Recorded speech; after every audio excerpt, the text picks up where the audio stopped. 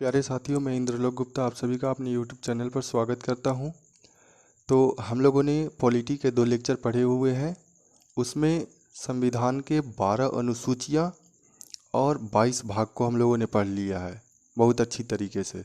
तो आज से हम लोग स्टार्ट करेंगे पॉलिटी में संविधान। तो सबसे पहले ये बता दूं कि संविधान क्या होता है। तो संविधान एक प्रकार का बुक है। संविधान और कुछ है नहीं। संविधान एक प्रकार का बुक है जिसमें किसी भी देश को सुचारू रूप से चलाने के लिए उसमें कुछ नियम कानून लिखे होते हैं, और जो भी देश है उसकी संस्कृति का भी कुछ उसमें बातें होती है। तो संविधान के बारे में अगर हम लोग मतलब कि उसके डिफिनीशन के बारे में बताएं तो संविधान एक प्रकार का दस्तावेज है जिसमें किसी भी देश को सुचारू रूप से चलाने के लिए उसमें जो भी नियम कानून और परंपराओं का संकलन होता है वही संविधान होता है। तो कुछ संविधान तो नियम कानून से चलाए जाते हैं और किसी किसी देश में कुछ परंपराओं को भी उस कानून में शामिल कर लिया जाता है ताकि वहाँ की जनता को कोई प्रॉब्लम ना हो। उसके बाद में संविधान और राज्य व्यवस्था हम लोग पढ़ रहे थे। तो संविधान और राज्य व्यवस्था के बारे में, तो राज्य व्यवस्था क्या होता है? तो राज्य व्यवस्था वो होता है कि जैसे किसी भी देश का जो संविधान है उसको अपने निजी जीवन में प्रयोग जब हम करते हैं तो वो राज्य व्यवस्था कहलाता है। और राज्य व्यवस्था को विभिन्न संस्थाओं द्वारा, अच्छा, संविधान को जब हम लागू करते हैं तो संविधान में जो भी अपने नियम को लागू करते हैं वहाँ की जनता पर, तो वहाँ की जनता जब उस नियम को मानती है तो विभिन्न संस्थाओं द्वारा उन नियमों को लागू कराया जाता है किसी भी संविधान को। तो मतलब कि संस्था के बारे में अगर बात किया जाए तो निम्न प्रकार की संस्था होती है। जैसे कुछ संस्थाएं तो संवैधानिक होती है, कुछ गैर संवैधानिक होती है और कुछ असंवैधानिक संस्थाएं भी होती है। तो मैं इसको लिख लिख के बता दे रहा हूँ, फिर उसके बाद में समझ में आ जाएगा। तो यहाँ पे तो संविधान और राज्य व्यवस्था, संविधान प्लस राज्य व्यवस्था, राज्य व्यवस्था के बारे में पढ़ना है। तो संविधान क्या होता है? तो संविधान एक प्रकार का बुक है, एक प्रकार का किताब है। संविधान एक प्रकार का किताब है जिसमें किसी भी देश का, जिसमें किसी देश, ये केवल भारत के लिए नहीं है, किसी भी देश की शासन व्यवस्था को चलाने के लिए जो भी नियम कानून होते हैं, रूल्स एंड रेगुलेशंस होते हैं, जो भी जिसमें किसी देश को सुचारू रूप से चलाने के लिए, सुचारू रूप से चलाने के लिए या अच्छा से चलाने के लिए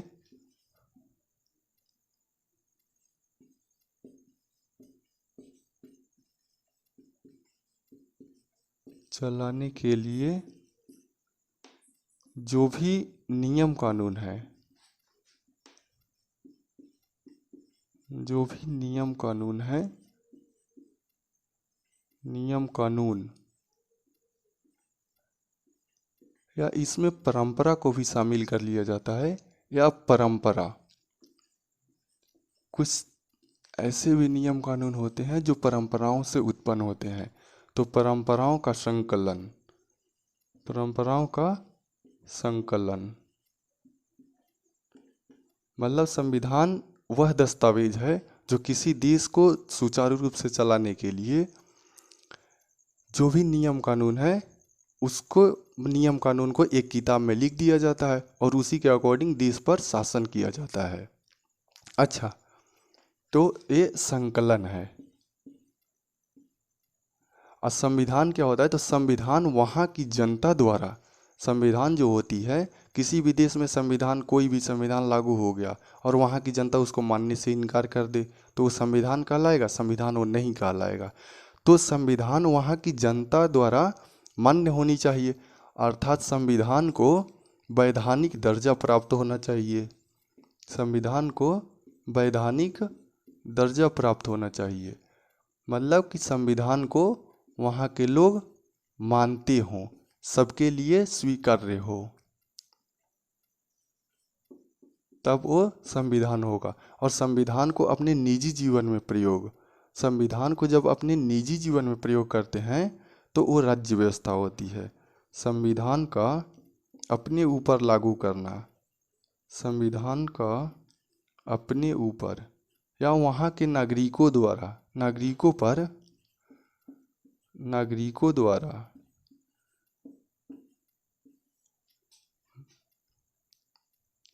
नागरिकों पर विभिन्न संस्था द्वारा, विभिन्न संस्थाओं द्वारा लागू करना,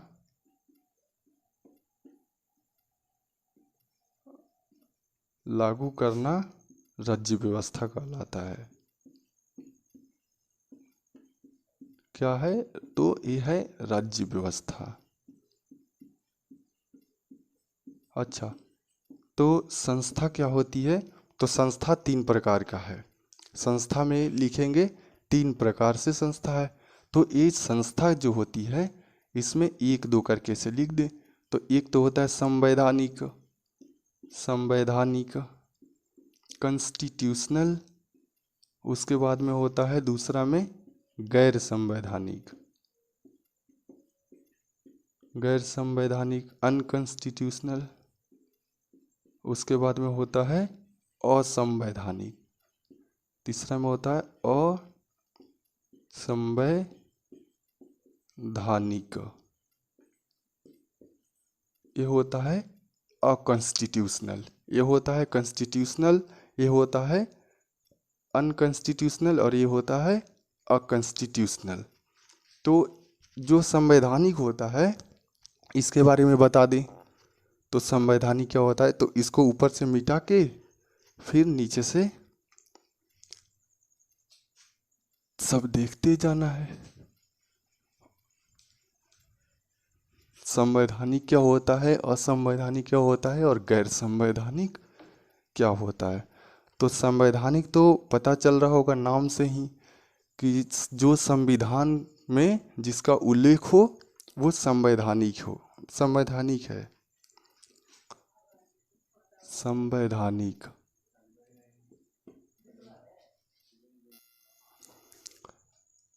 तो हम लोग क्या पढ़े थे? संवैधानिक। पहला में है संवैधानिक, अरे यार, संवैधानिक, संवैधानिक संस्था। संवैधानिक संस्था क्या होती है? जिसका उल्लेख संविधान में हो, जिसका उल्लेख संविधान में हो, जिसका उल्लेख संविधान में हो। अच्छा, इसमें एग्जाम्पल में क्या आएगा? तो निर्वाचन आयोग, निर्वाचन आयोग, उसके बाद में एक और लिख लेते हैं वित्त आयोग, वित्त आयोग। ये भाग 15 है और ये अनुच्छेद कितना 280 के तहत। वित्त किस में है? भाग 12 में है। अच्छा, उसके बाद में संवैधानिक के बाद में दूसरा में है गैर संवैधानिक, गैर संवैधानिक, गैर संवैधानिक जिसका उल्लेख, जिसका उल्लेख संविधान में न हो, संविधान में न हो, लेकिन ये संविधान के संगत है, संविधान के संगत होती है।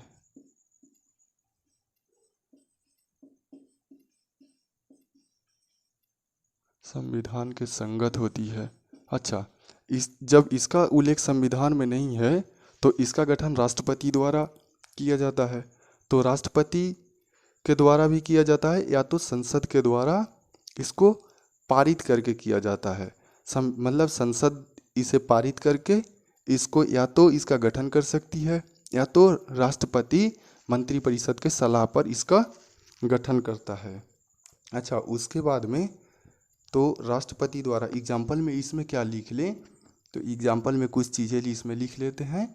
जैसे कि संसद के सलाह पर ये दो तरह से लागू होता है। तो इसका गठन यहाँ पर लिख लो, इसका गठन दो तरीके से होता है।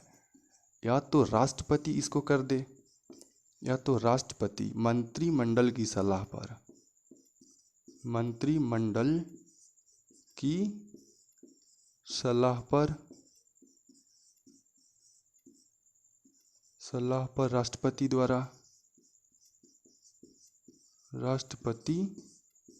द्वारा और या तो संसद द्वारा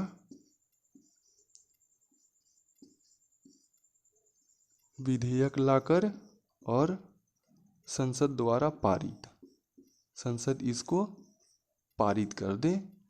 अच्छा, इसमें कौन सा बना है, तो इसका एग्जाम्पल लिख लेते हैं कि NITI Aayog, national institution for transforming India, NITI Aayog. और ये इसमें क्या लिख ले, तो संसद पारित करके, जैसे 1993 में 1993 में संसद ने एक विधेयक लाया और राष्ट्रीय मानवाधिकार आयोग का गठन हुआ। राष्ट्रीय मानवाधिकार आयोग, राष्ट्रीय मानवाधिकार आयोग का गठन। एक क्वेश्चन पूछा है कितनी बार, 1993 में, ये याद कर लेना है। इतनी बातें समझ में आ गई होगी। उसके बाद में फिर एक आता है असंवैधानिक। तो असंवैधानिक को मैं लिख दे रहा हूँ ऊपर से फिर मिटाकर, तो बाकी चीज़ें देखते रहना है। ऊपर मैं लिख दूँ असंवैधानिक। असंवैधानिक क्या होता है, ये संस्थाएं हैं। तो असंवैधानिक संस्था क्या होता है, असंवैधानिक। तीसरा में संस्था कौन है, असंवैधानिक, असंवैधानिक संस्था।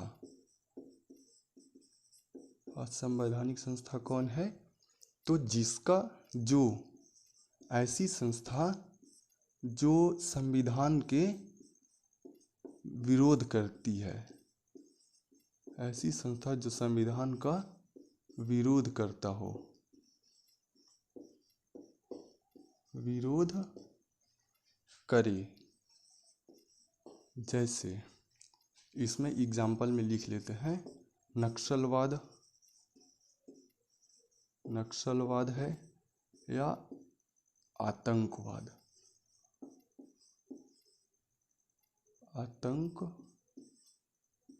आतंकवाद। अच्छा, इसमें असंवैधानिक है। अरे जैसे मान के चलो कि कोई आया और संसद भवन पे बम पटक दिया, तो क्या होगा, वो असंवैधानिक है। संसद उसको अलाउ थोड़ी करेगी कि बम पटक दो, हाँ, या किसी को गोली मार दो, जान से मार दो, ये सब तो काम नहीं करना है। तो ये असंवैधानिक होगी। नक्सलवाद को बढ़ावा नहीं देना, आतंकवाद को बढ़ावा नहीं देना है। बाकी जो है संवैधानिक और गैर संवैधानिक, तो ये अच्छी चीज़ें हैं, और असंवैधानिक ये अच्छी नहीं है, ये संविधान के विरुद्ध है। अच्छा, इतने चीज़ें पढ़ने के बाद में और कुछ मैं बता देता हूँ टॉपिक।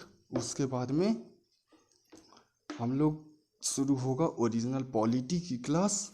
उसमें पढ़ेंगे संवैधानिक विकास का इतिहास। वहाँ से फिर चार्टर एक्ट जो भी आए, जो भी अधिनियम आया 1935 का, 1919 का अधिनियम, वो सबको पढ़ना है। तो इतनी बातें समझ में आ गई होगी अच्छी तरीके से। अच्छा, संविधान के अंग के बारे में अगर बात करें तो संविधान के मुख्य रूप से 3 अंग बताए गए हैं। ये सब तो बेसिक चीज़ें हैं, ये सब जानना ज़रूरी है, इसीलिए मैं बता दे रहा हूँ। हालांकि ये सब पढ़ना होता नहीं है, ये सब जानना ज़रूरी है। इससे क्वेश्चन डायरेक्ट एग्जाम में पूछ लेता है। एनटीपीसी रेलवे में तो डायरेक्ट पूछ लेगा, कांस्टेबल वांस्टेबल के एग्जाम में भी पूछ लेता है। तो सरकार के 3 अंग बताए गए हैं। संविधान है तो सरकार के 3 अंग बताए गए। उसमें बताया गया है कि एक अंग, संविधान का 3 अंग कौन कौन सा है? तो एक है विधायिका, विधायिका, दूसरा में है कार्यपालिका, कार्यपालिका, और तीसरा में है न्यायपालिका, न्यायपालिका। मैं इंग्लिश बता दे रहा हूँ। विधायिका का मतलब होता है जो कानून बनाती है, वो विधायिका है। इसका मतलब लेजिस्लेटिव असेंबली। और ये लेजिस्लेटिव होता है, ये का एग्जीक्यूटिव होता है, और ये जुडिशियरी होता है। तो इसका क्या काम है? तो विधायिका का काम है कानून बनाना। विधायिका क्या करती है? कानून बनाती है। कानून बनाना इसका काम है। इतना ही याद करना है, बाकी कुछ इधर उधर नहीं करना है। विधायिका का काम ही है कानून बनाना। और इसका क्या काम है? तो इसका काम है जो विधायिका कानून बनाए उसको देश में लागू कराना, इसका काम है। तो कानून जो भी विधायिका द्वारा बनाए गए कानून हैं, तो कानून का क्रियान्वयन करना, मतलब कानून को लागू करना, लागू करना। अच्छा, कानून बनाया कुछ और, जैसे विधायिका ने कानून बना दिया कि सभी को मंदिर में जाकर पूजा करना है, और कुछ लोग पुजारी मंदिर में रोक दे किसी को, जैसे बोल दे कि तुम SC ST से हो या मतलब निचले जाति से हो और तुमको रोक दे, तो क्या करेगा वो आदमी? वो व्यक्ति जाएगा न्यायपालिका के पास। तो न्यायपालिका ये बोलेगी कि जब कानून जो बना है उसके अकॉर्डिंग जो काम नहीं करेगा उसको सजा देगी या न्याय दिलाएगी। तो इसका क्या काम करना है? न्याय देना, न्याय देना। ये न्याय देती है, मतलब किसी के साथ कोई गलत ना हो, इसका ये काम है। अच्छा, तो विधायिका जो है, विधायिका केंद्र में भी है, राज्य में भी है। कार्यपालिका केंद्र में भी है, राज्य में भी है, और न्यायपालिका राज्य और केंद्र दोनों में है। क्योंकि भारत में द्वैध शासन चलता है, तो द्वैध शासन में केंद्र और राज्य दोनों का शासन होता है। क्यों? क्योंकि जो संविधान है वो राज्यों को भी कार्य करने की अनुमति देता है। अरे सूची जब था, 7वीं अनुसूची में सूची 3 सूचियाँ बताया था मैंने, तो उसमें था राज्य सूची, केंद्र सूची और समवर्ती सूची। तो जब राज्य सूची है तो राज्य अपने लिए कानून बनाएगा, अपने मतलब क्षेत्र के अनुसार। तो विधायिका केंद्र में जो होती है, तो केंद्र में एक विधायिका है, और फिर दूसरा है राज्य में, केंद्र और दूसरा है राज्य में। तो केंद्र की विधायिका कौन कौन है? तो केंद्र में के विधायिका को संसद कहते हैं, केंद्र की विधायिका संसद, और राज्य की विधायिका होती है जो विधानमंडल, विधानमंडल कहा जाता है। अच्छा, जब संसद जो है वो राष्ट्रपति, और उसके बाद में लोकसभा और राज्यसभा, लोकसभा और राज्यसभा, ये राज्यसभा,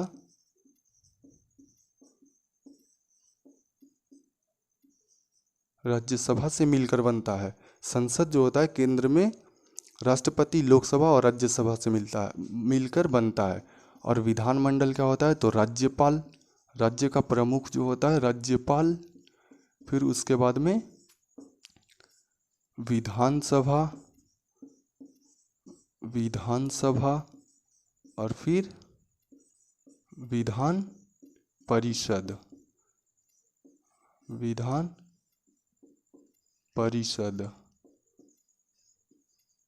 विधान परिषद से मिलकर बनता है राज्य विधानमंडल। अच्छा, जो लोकसभा और राज्यसभा है। तो लोकसभा और विधानसभा इन दोनों का जो कार्यकाल होता है वो 5 वर्ष का होता है। 42वें संविधान संशोधन द्वारा इसको 6 वर्ष कर दिया गया था, फिर इसको 44वें संविधान संशोधन में फिर पुनः कम करके 5 वर्ष कर दिया गया। और राज्यसभा और विधान परिषद का कार्यकाल 6 वर्ष होता है, वही सेम होता है। फिर उसके बाद में कार्यपालिका। इतनी बातें समझ में आ गई होगी। तो मैं विधायिका के बारे में अब इतना ही चीज़ है, तो विधायिका को अब मैं मिटा के फिर कार्यपालिका को बता रहा हूँ। तो कार्यपालिका जो है वो केंद्र में भी है, कार्यपालिका केंद्र में भी है। तो केंद्र में जो कार्यपालिका है, तो कार्यपालिका जो विधायिका से जो भी सदस्य चुने जाते हैं वो लेकर वह उन्हीं में से कुछ लोगों को कार्यपालिका में भेज दिया जाता है। तो कार्यपालिका में कौन कौन होता है? तो राष्ट्रपति तो होता ही है, और उसके बाद में प्रधानमंत्री आता है। राष्ट्रपति के बाद में प्रधानमंत्री।